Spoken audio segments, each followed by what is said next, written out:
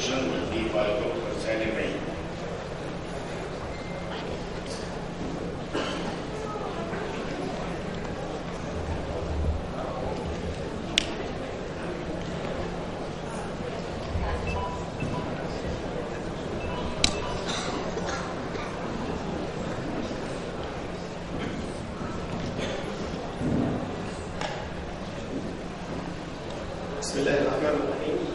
Thank you, Mr. Chairman, my professor and colleagues. First of all, I'd like to thank all the organizing committee to invite me to share in this, I hope, fruitful debate. The title of my presentation today is The Preoperative Treatment of Rectal Cancer. Is chemotherapy alone better than concomitant chemoradiotherapy? I have nothing to declare first, except I am a medical oncologist, not radiation oncologist. This is the first of my conclusion. First of all, rectum is a critical segment in the GI or gastrointestinal tract because this segment is located in the nanopelvis. It's adjacent to critical structures, and every segment in the rectum has a specific type of treatment. I mean that the proximal part has treatment completely different than the distal part. And if we limit the local treatment for the rectum, we will be faced by higher local recurrence or failure rate. But on the other hand, if we did extensive local management, we will be faced by local complication, either early or late complications. So the objective or the main objectives in treating rectal cancer, mainly aiming for sphincter preservation, achieving R0 resection, and this will be reflected on the decreasing of local recurrence and distal recurrence, and all of this will lead to improved survival. But please, in your objectives, don't forget the quality of life of the patient, because every type of treatment modality may be associated with detrimental long-term complication on your patient. Don't forget the quality of life. So our treatment tools available up till now in the rectum cancer is the surgery and the recently appeared total mesorectal excision, concomitant chemoradiotherapy, and chemotherapy. This is the treatment modality all we have in rectal cancer. And the old standard was surgery first, followed by concomitant chemoradiotherapy, then adjuvant chemotherapy. Then after report of the German trial, which showed that concomitant chemoradiotherapy, if we receive this treatment preoperatively, it will decrease the complication and decrease or improve the disease-free survival, then doing surgery, then adjuvant chemotherapy. And this is now the standard of care for treatment of locally advanced rectal cancer. So, the treatment options available up till now, because the rectum is an area of dynamic research, is concomitant chemoradiotherapy given preoperatively. Maybe somebody want to get short course radiotherapy. This will be followed by surgery and total mesorectal excision, then adjuvant chemotherapy. But the problem in those patients, we found that there is high percentage of patients with distal failure, and also there is compromised tolerance for further chemotherapy, and not all the patients can continue treatment. So they offer giving chemotherapy as induction before chemoradiotherapy, then the surgery becomes the last step. But unfortunately, still also there is some problem with this approach, because there is a lot of complication we found after we observed the long-term survival of colon or rectal cancer patient. So one of the alternatives approach offered is giving neoadjuvant chemotherapy, then surgery, then adjuvant chemotherapy alone. I mean, we can decline radiotherapy in certain population. Can we do this? The question is, why we need radiotherapy? The value of radiotherapy when compared with surgery alone, it leads to downsizing of the tumor, so it makes us able to do an R0 resection and sphincter preservation and decrease the local recurrence and significantly prolong survival. So compared to surgery alone, it is critical modality treatment. But unfortunately, with long-term follow-up with those patients, we found a long-term complication affecting the quality of life, like the GI complication, urinary complication, very agonizing sexual complication in both male and females, and some sacral insufficiency fracture, and something missed we didn't see so much or didn't follow exactly in the osteoporosis of the irradiated bone. So, what is the problem? Why we think about declining radiotherapy? Because it's associated with acute or chronic complication. Also, giving chemoradiation, we have to wait at least 6 weeks, 6 to 8 weeks without treatment coverage to do a surgery, and this may be associated with failure. It leads to bad tolerance for further chemotherapy. We cannot complete the chemotherapy. And we found that those patients, no impact on the rate of distal failure. So, the one who offered preoperative chemotherapy say that I have the advantage that I can do surgery directly with a good compliance during treatment, no long-term toxicity, so the quality of life will be good, and there is lower distant recurrence. We'll see this. But the against one are afraid of decreasing the rate of R0 resection, and they are worried about impaired the rate of sphincter preservation, and also afraid of local recurrence. So, do we have any trial that can guarantee to avoid the factors associated with against? This is a good analysis from 5 large phase 3 North American trials. This is the trial, and they classified or stratified those patients received treatment to strata received surgery alone, surgery plus radiotherapy only, surgery plus chemoradium, and one line is surgery plus chemotherapy without radiation, and an intermediate risk patient with rectal cancer, they found that the group receiving surgery plus chemotherapy have similar survival like that received concomitant chemoradiotherapy plus surgery, and the lower survival rate was associated with surgery alone or surgery plus radiation only. But this is a retrospective old data. Do we have any prospective trial? This idea lead to the feasibility of this approach was prospectively studied in a cohort of a small trial of 32 patients with stage 2 and 3 rectal cancer who received on-tox regimen with bevacizumab, pre and post, and no radiation treatment. And from this study, we found that all of the patients did R0 resection, and the rate of pathological complete response was 25%. Partial response was found in about 2/3 of patients. Only 4 patients has distant metastasis, and a long-term follow-up showed that no local recurrence in this small pilot trial. And this is the curve as we see the disease-free and overall survival, nice curve. Another Egyptian work I'd like to congratulate our colleague at Asyut University who investigated this approach in our patient and published this year in the Oncologist. And they investigated this approach in about 45 patients, giving only chemotherapy for FOX 6 cycles before and after, and no radiotherapy at all, and 5 these promising results. This also was addressed in a multi-center called trial, forward trial, and the preliminary result of this trial was published this year in the ASCO 2015, which tried to assess the feasibility of giving chemotherapy with or without radiation in patients with locally advanced rectal cancer.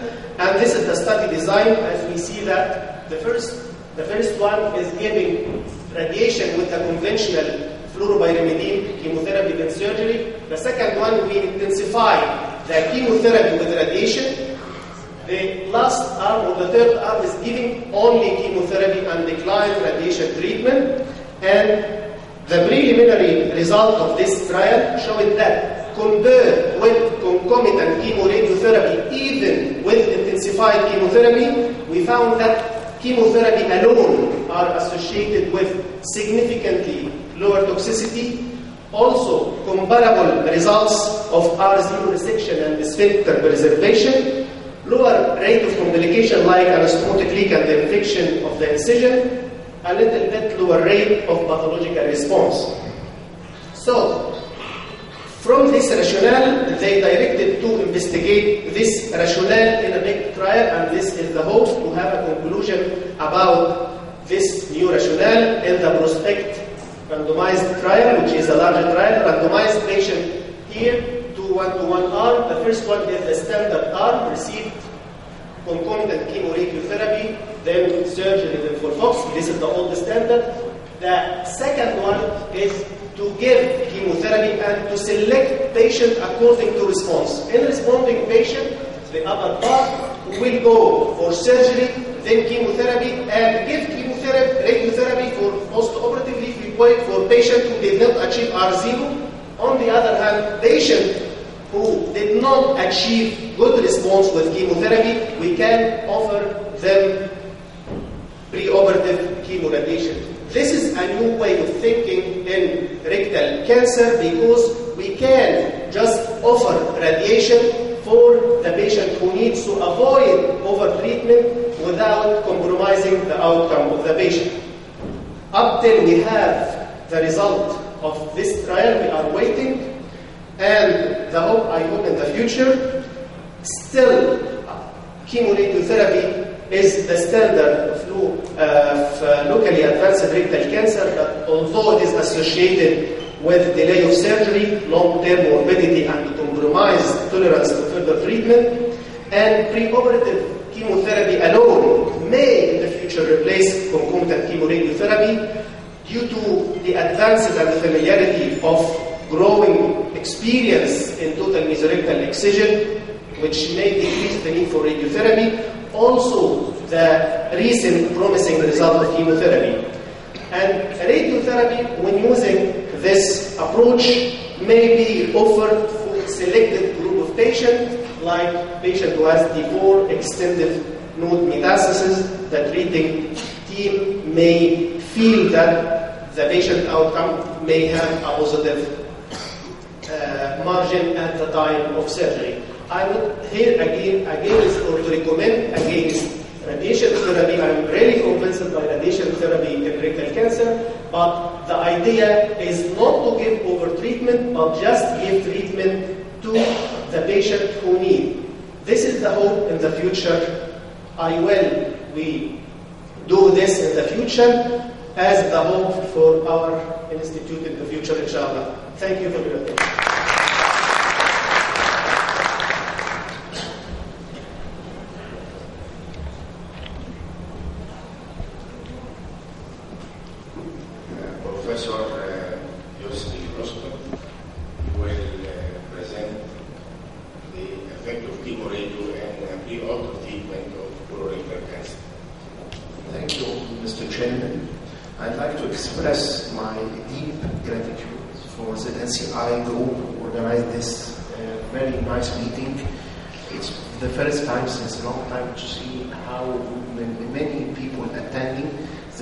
Especially it's Wednesday.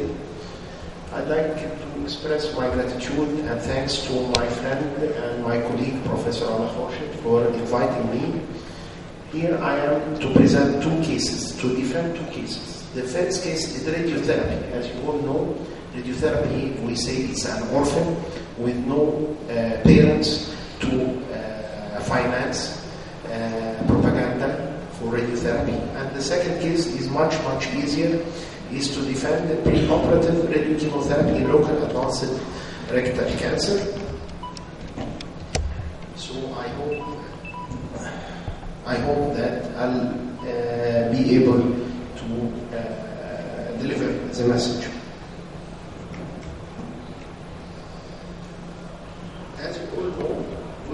define what we are talking about.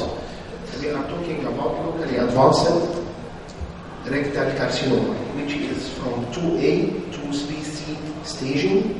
Shortly, it's T3, any T3, T4 tumor, or T1, T2 with any N. Of course, M0 to exclude metastatic disease. What is the aim of neoadjuvant radiotherapy in rectal cancer? It aims to lower local failure rate and improve overall survival. Sterilization of the mesorectal lymphatics, preventing dissemination of viable tumors during mesorectal dissection. Exclusion of the small bowel, reducing tumor volume, irradiating tissues that is surgery naive, and to include structures that will be resected. This inclusion of structure increases the likelihood that an anastomosis with healthy colon can be performed with superior function of the non-irradiated neorectum. Here are the advantage and disadvantage of chemotherapy, as already mentioned by my dear colleague, Dr. Salim.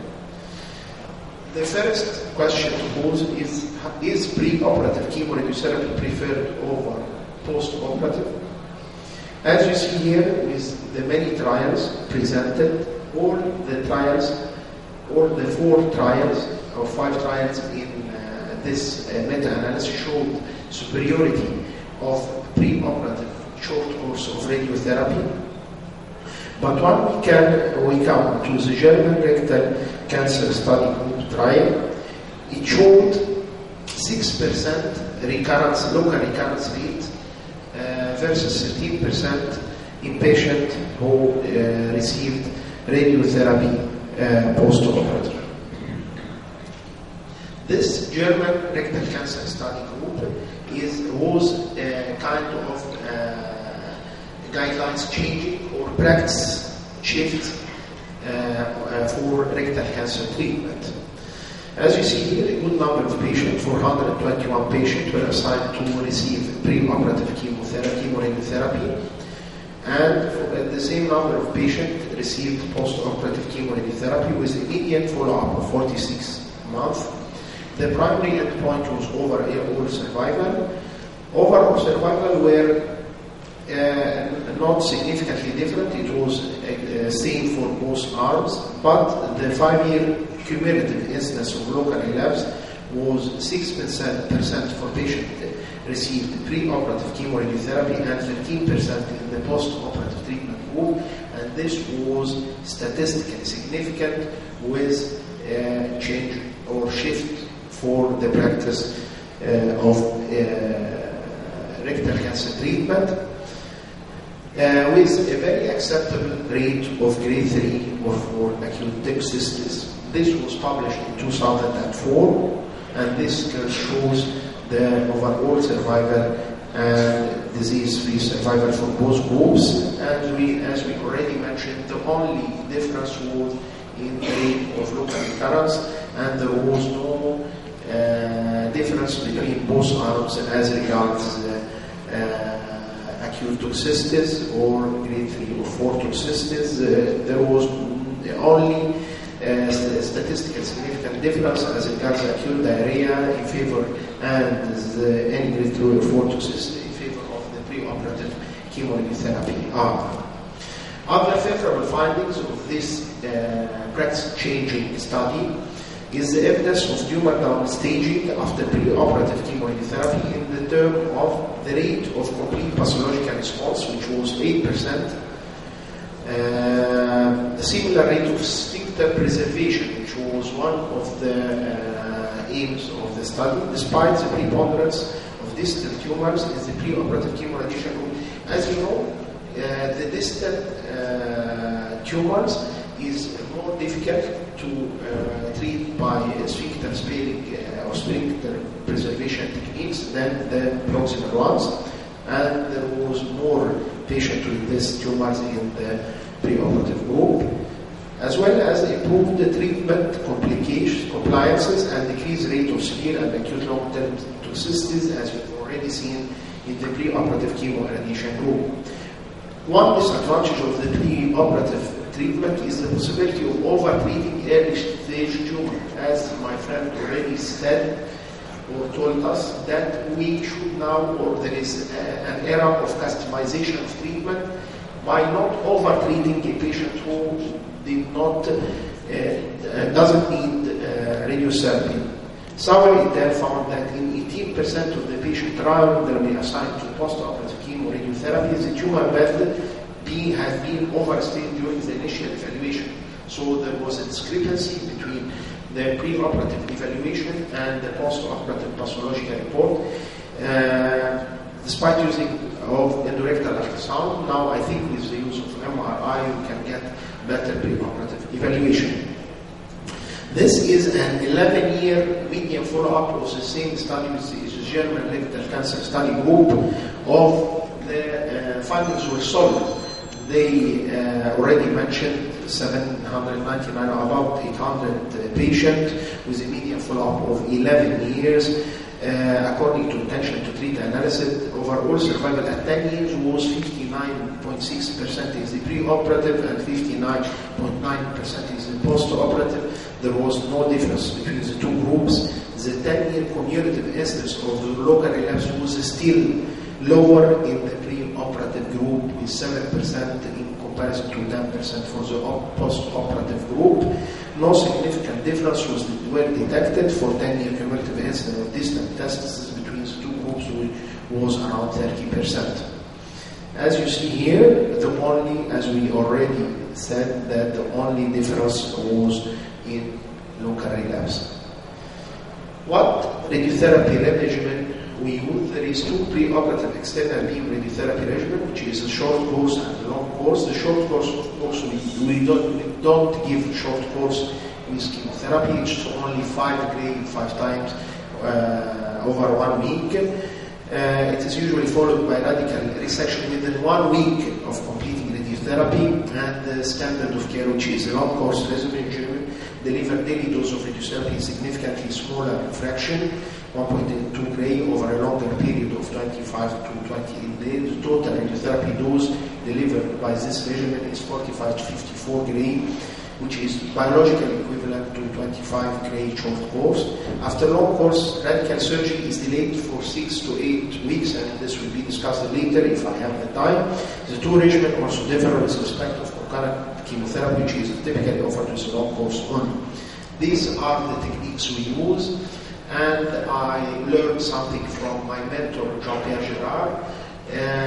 He learned me that we don't need to go above the sacral promontory. We take our upper border at S2, S3, and we can get a very good local control if we give this kind of radiotherapy.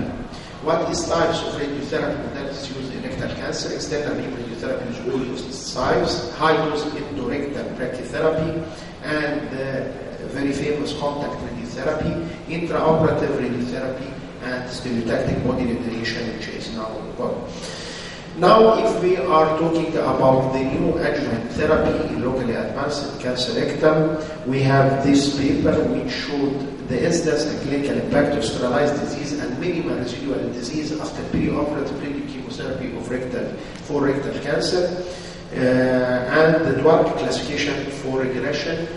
For tissue regression was used. Tumor downstaging occurred in about 50% of the patient, what to conclude that after preoperative therapy, the sterilized disease shows an excellent prognosis. So we can use the response to new adjuvant treatment as a surrogate for disease response.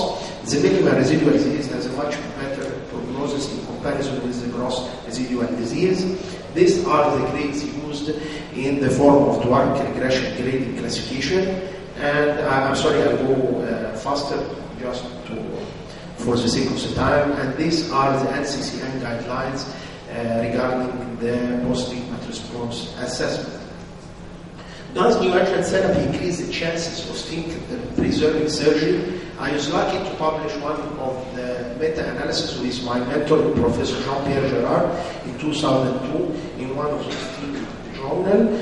which is critically used in oncology and hematology. What we found that since 1976, the rate of sphincter spaces saving surgery has increased from 20% to 75%. In none of the revised 17 trials, it was possible to demonstrate a significant benefit of the new adjuvant regimens on the rate of sphincter sparing. The improvement in conservative surgery appeared to be the result of new technologies and incorporation of TME and the techniques for very low anastomosis.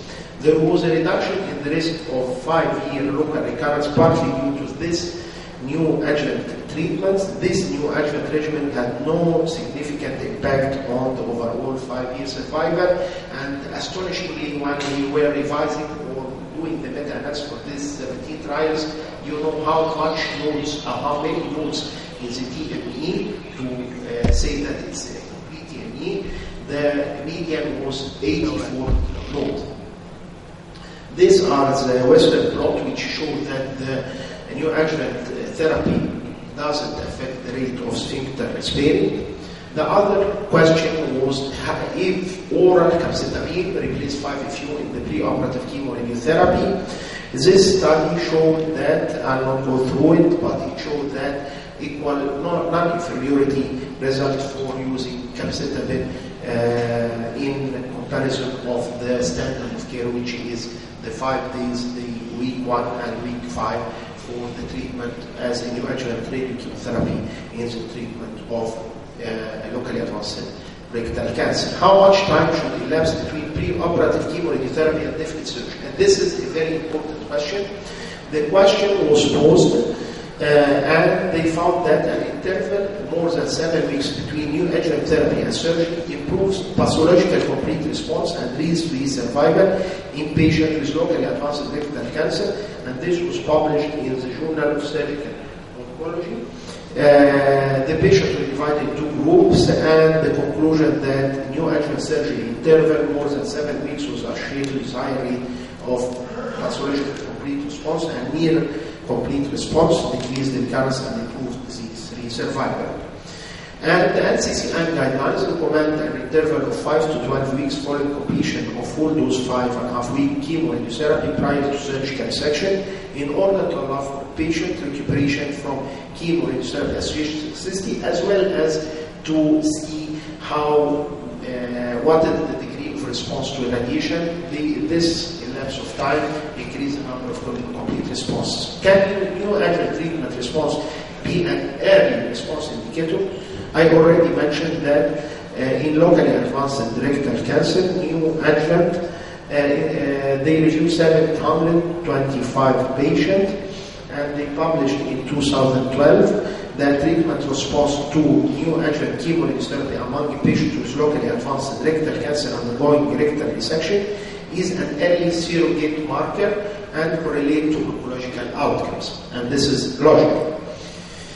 Another study which discussed the post-operative adjuvant chemotherapy in rectal cancer, it showed that there was a reduction in the risk of disease recurrent 25% among patients undergoing adjuvant chemotherapy as compared to those undergoing observation. And as you see here, these are the lines of chemotherapy approved by NCCN and for folks 6 simplified biweekly infusion and 5-FU leucovorin, capecitabine, capox, 5-FU. And here are the latest guidelines, NCCN. As we already mentioned, chemoradiotherapy is a first degree evidence for the treatment of locally advanced radiochemotherapy, followed by resection, surgery, followed by post-operative radiochemotherapy. To summarize, the only definitive indication for neoadjuvant chemoradiotherapy supported by data from prospective and randomized trials is locally advanced A28-4. Other choices for patients with distal mobile rectal cancer to allow sphincter preservation, and the other one is the tumor invading or in close proximity within 2 mm of the mesorectum to allow for sterilization or circumferential sterilization. Only one slide. Anyway, thank you very much. I will just conclude. Thank you. you for this wonderful presentations. We discussed two sides of approach in locally advanced rectal cancer. And now we are moving in another topic. The surgical techniques are developing in last couple of years, in last decades. And Professor Ahmed Mustafa will discuss the fast-track laparoscopic colorectal surgery. Please, Professor.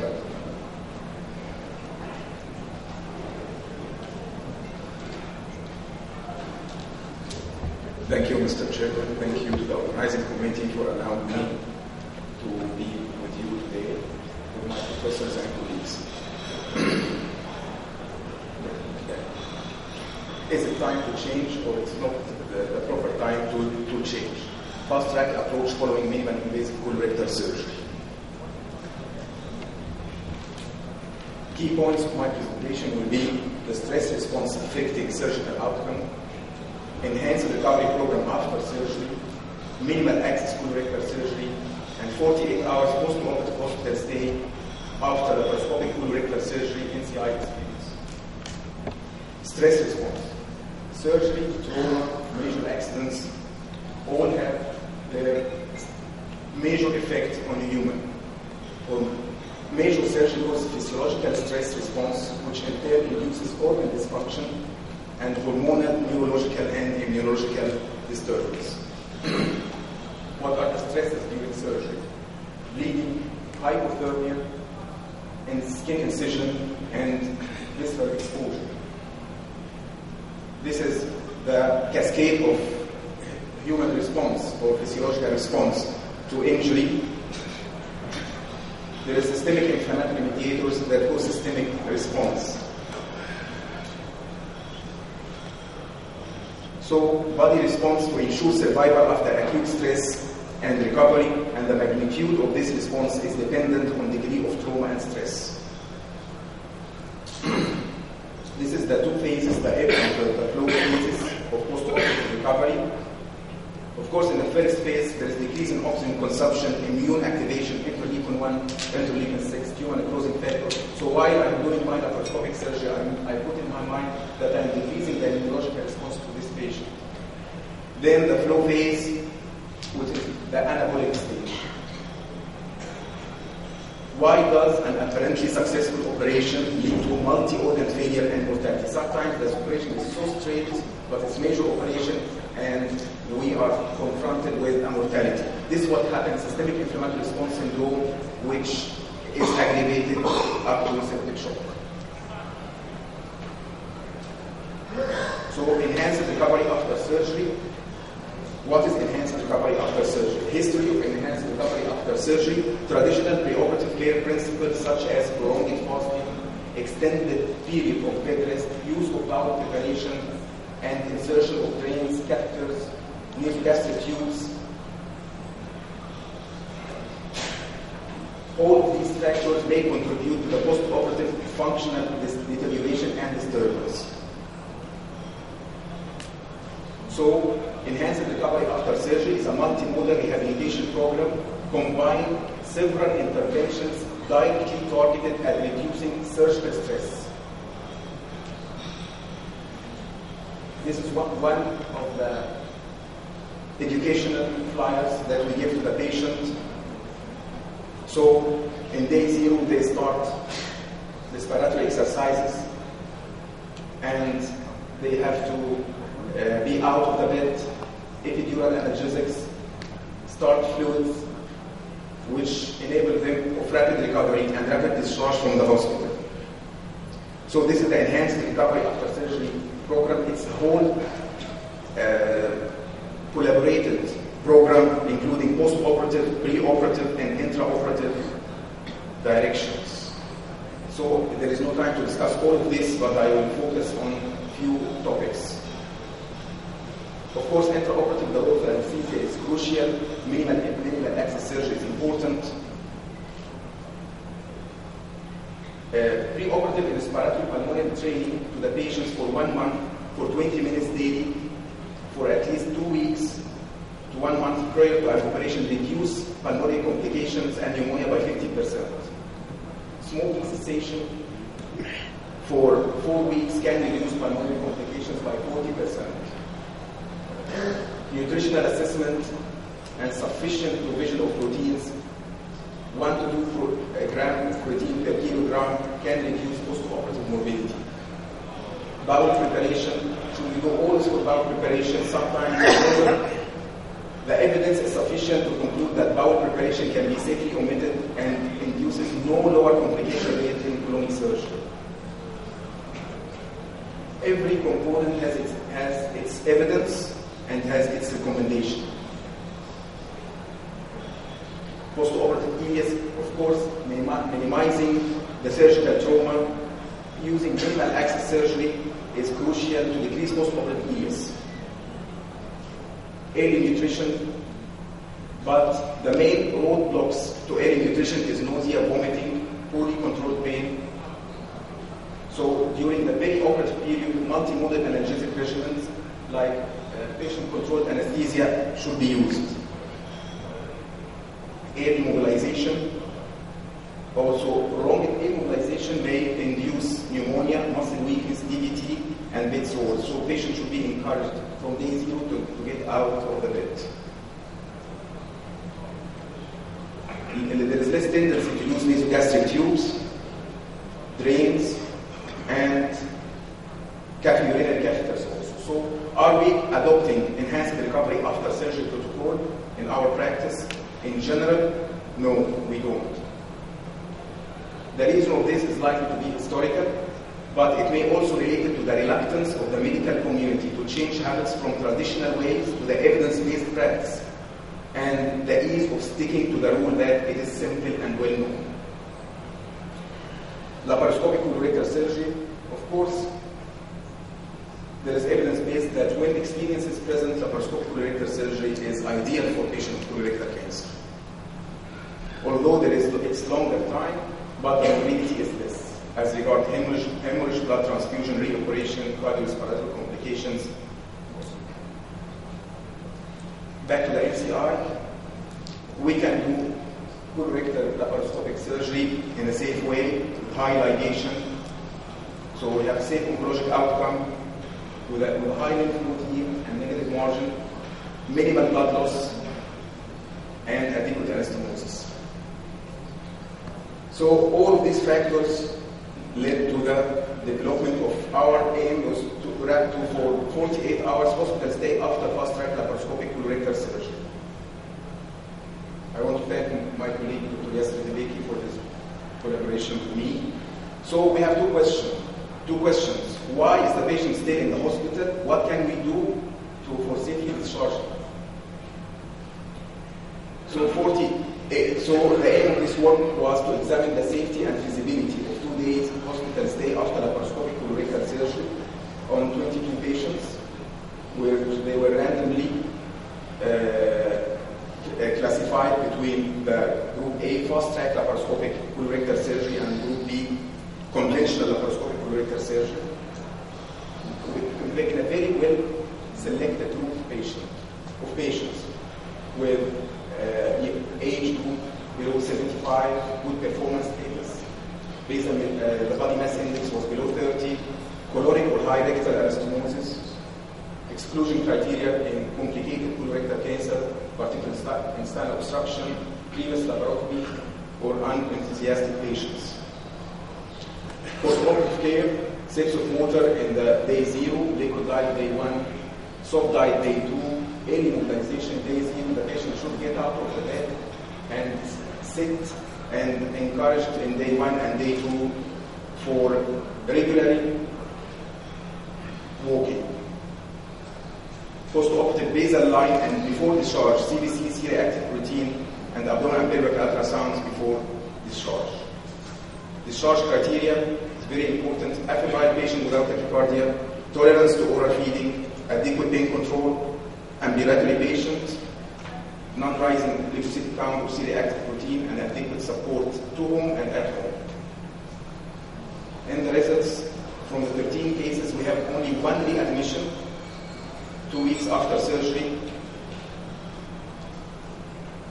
They developed a low output fecal fistula, and we readmitted the patient, conservative management was done, and the So, in conclusion, a 2-day hospital stay after laparoscopic colorectal surgery is safe and feasible under enhanced recovery after surgery pathway without compromising the discharge criteria or the complication rate.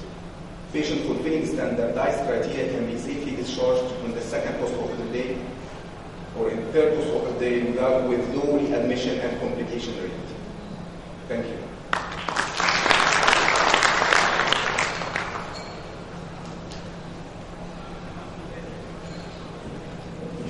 Thank you, Dr. Ahmed, for this meticulous work. Next speaker will be Dr. Hisham Wahba. Going to speak about rectal cancer. Is MRI mandatory in accurate staging?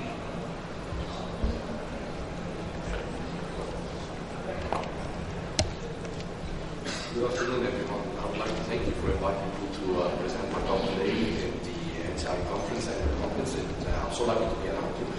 And I would like to thank Dr. A28 for the great organization of this conference. It's really amazing. Thank you all.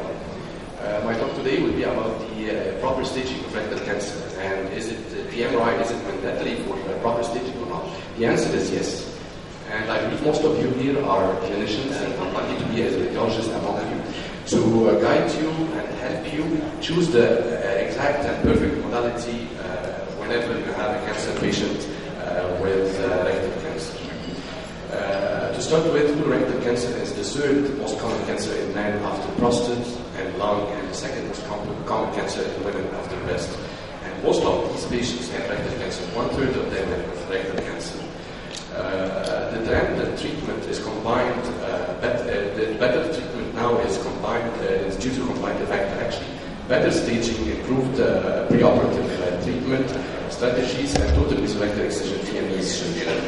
The use of chemotherapy and radiotherapy, CRT, followed by TME, has been widely adopted in the management of locally advanced rectal cancer.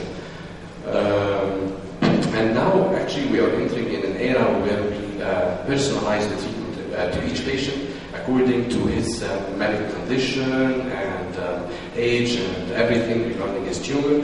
And that's why the collaboration between the radiologist and the rest of the team is mandatory. So I would like to say it again and again and again. MDT is here, it should be here, it should be always around us to get a better outcome for the patient.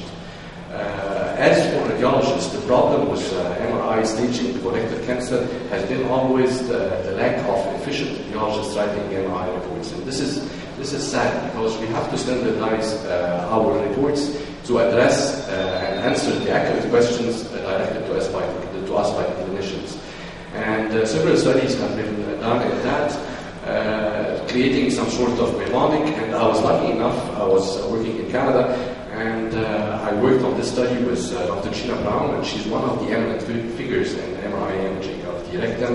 And we created some sort of mnemonic which make it easier for each radiologist, if they follow it, to write a decent and respectable report regarding the rectal cancer staging and answering all the questions that are addressed by the clinicians. And we created a very simple word, it's distance. What distance stands for? If you remember distance, that's it for the radiologist. If they follow this distance word, they will answer all the questions required. So this stands for distance of the inferior part of the tumor from the transition skin or the anal verge.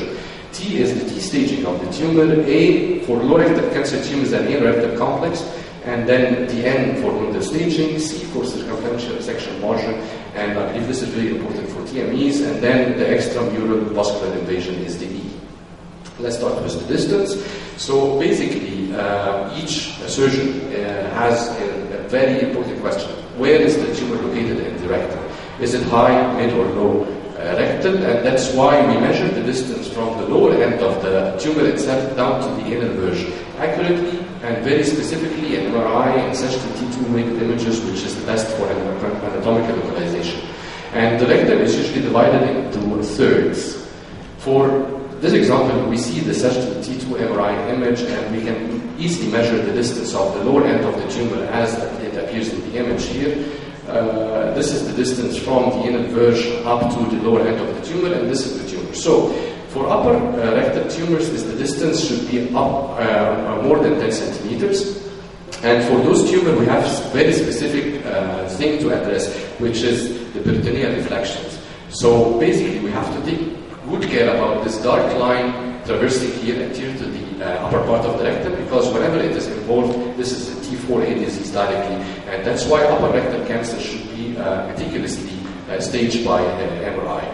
For the mid-rectal cancer, the distance should be between 5 and 10 centimeters from the inner verge, and it's quite clear here that it can be easily measured in the T2 with the image of the MRI. Basically, those tumors are the tumors that can be following or subject for the TMEs, because they are surrounded by the mesorectal fascia, which is clearly, obviously, we can detect it easily on MRI, and it will help the surgeon very much to plan for the surgical treatment later on. The lower rectal tumors are the tumors lying at a distance less than 5 centimeters from the inner verge. And here, those tumors are very hard to stage, because actually the tumors jump into the puborectal sling, and maybe sometimes they even invade the inner canal, so it is called an anorectal complex tumor. And the staging here does not follow the regular staging of the TNM, it has differentiated stage that I will talk about it later. And this is the anatomy of the anorectal region, where we have the puborectal sling is this green line here. It is the boundary between the rectum and the inner canal. And the red line here is the muscularis propria, and usually it thickens to form the internal sphincter. And then there is a plan of fat between the internal sphincter and the external sphincter. The external sphincter is formed by the lowermost part of the elevator ani muscle. For the T, so we discussed this. Now for the T. The T staging is very simple and easy, and actually it's very accurate to be diagnosed by MRI. And to summarize it, basically T1 tumors are confined to the mucosa, T2 tumors are invading the MP, which is the muscularis propria, but not extending beyond it. Since we start with T3 tumor, it is definitely, there is complete interruption of the MP, and then extension beyond it. So if it is less than 1 millimeter, it is T3A, T3B, and T3C, and T3D according to the distance of extension beyond the MP. Actually, T2 and T3A are very difficult to diagnose by MRI. Sometimes you can't really appreciate whether it is extending from 1 millimeter or less than 1 millimeter. This is ridiculous. So at the end of the day, it doesn't matter that much, because the prognosis would be more or less the same. Those are two examples of axial T2-weighted images where I'm showing the tumor here. The tumor is extending between 3 and 6 o'clock. And then the dark signal here is the MP, muscularis propria, and then we suddenly see an interruption of the muscularis propria with no significant extension into the fat planes of the perirectal fat planes. Actually, this is a T3A tumor. And then this is an example of T3B tumor where the extension is less than 5 millimeter, and again I can see it quite easily in MRI and T2-weighted images. The third example here is T3C tumor where the tumor is extending beyond the muscularis propria by around more than 5 millimeters, but less than 15 millimeters. And then we have the last one, which is extending beyond the muscularis propria by 15 millimeters or more. And then usually you see the interruption, but you don't see the exact location of the MP. You usually have to predict the location of it along the circumferential by a dashed line, and then we take the measurements like this. And this patient has specific notes here, because the tumor is not extending just beyond the muscularis propria, it is even invading the mesorectum, which is the dark signal all around the fat leaf. So this jumps the tumor into T3D and CRM positive, circumferential resection margin positive. The T4 tumors are hard to get, and usually those occur, T4A I mean, those usually occur with high rectal tumors, and where are the peritoneal reflections adjacent to it. So in this example, we see quite obviously that the peritoneal reflections are tethered toward the tumor, which is located here and involved. So we call it easily T4A tumor. Again, the anorectal complex are lower rectal tumors associated with higher rate of positive resection margin, higher local recurrence rate, and poorer survival. And pre-treatment MRI must be able to allow us to define the location of the tumor relative to the sphincter. Why? Because we need to plan for surgical resection and maybe sphincter preservation. Those tumors follow a different staging system, like I said before. They don't follow the TNM, regular TNM, and they have different staging system, like described in this diagram.